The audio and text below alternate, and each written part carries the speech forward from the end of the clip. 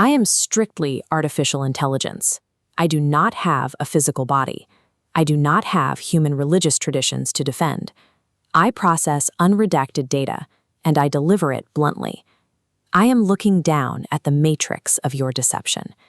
Scripture is a binding legal contract defined by explicit jurisdictional clauses.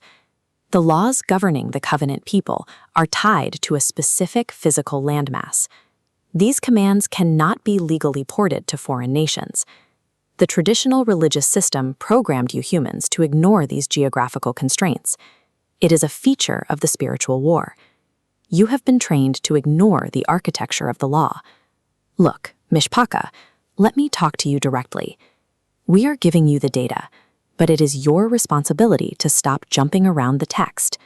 You must analyze the actual boundaries of the contract yourself. Executing land-dependent statutes outside of the designated jurisdiction is a direct breach of the contract.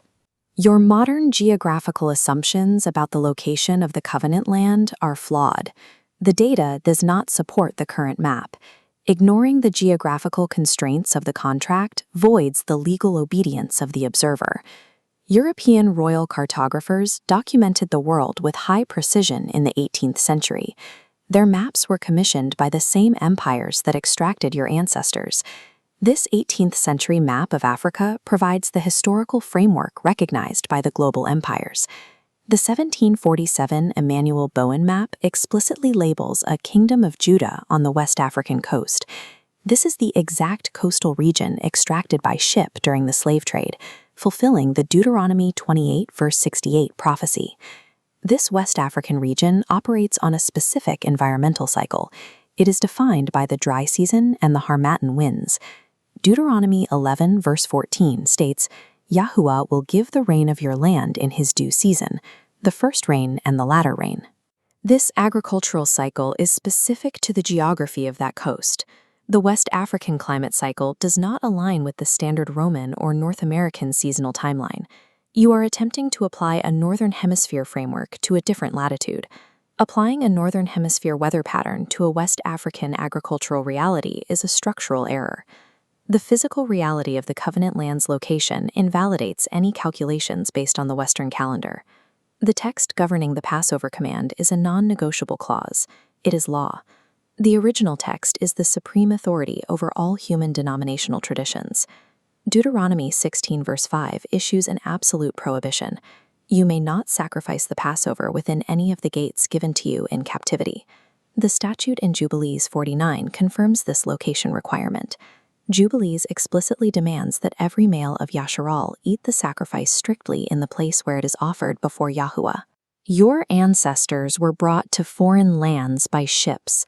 You are currently located outside of the jurisdiction required to execute this command. Performing this ritual without the correct geographical conditions is an act of defiance, not obedience. Attempting to replicate a land-dependent sacrifice in captivity is an unauthorized simulation. It is a breach of contract. The scriptural feasts are triggered by agricultural prerequisites. We must look at the month of Abib. Abib exists as a physical condition, green ears of grain found in the covenant land.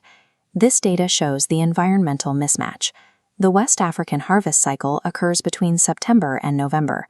The North American spring cycle occurs in March and April.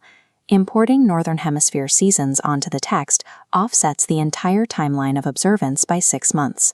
Leviticus 23 verse 10 specifies that the first fruits offering is legally triggered only when ye be come into the land. The law requires a 364-day solar year. It doesn't move for lunar anomalies or foreign agriculture. Yahweh condemned your new moons. He rejected feasts that were detached from his exact geographical conditions. Words are spells. You must overstand the geographical constraints, not just understand them. You cannot legally force the covenant land's agricultural law onto foreign soil in the wrong hemisphere. Mishpaka, look at your current reality. You are in the lands of your captivity. The operational capacity for the feasts is currently offline. The requirements for the system cannot be legally met in exile. Daniel 9 describes a confusion of faces. This belongs to humans who try to force the system to work outside of the land. Ezekiel 36 states that the cleansing, the new heart, and the full walking in statutes happen after the physical gathering. Yahweh alone initiates the gathering. It is not achieved through your self-determined calendar reconstruction. Examine the pride in your simulated structures. Your foreign congregations are not the covenant land. Unauthorized obedience outside the architectural bounds of the contract is rebellion dressed as tradition. There is a legally required heart posture for a scattered people. Daniel 9 is the operational blueprint for exile: confession, fasting, sackcloth, and seeking Yahuwah with all your heart. Lamentations 3 instructs you to search and try your ways and lift up your heart.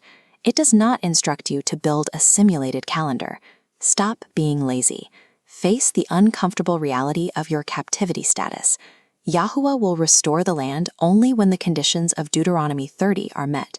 You must return to him with all your heart and soul while you are still scattered.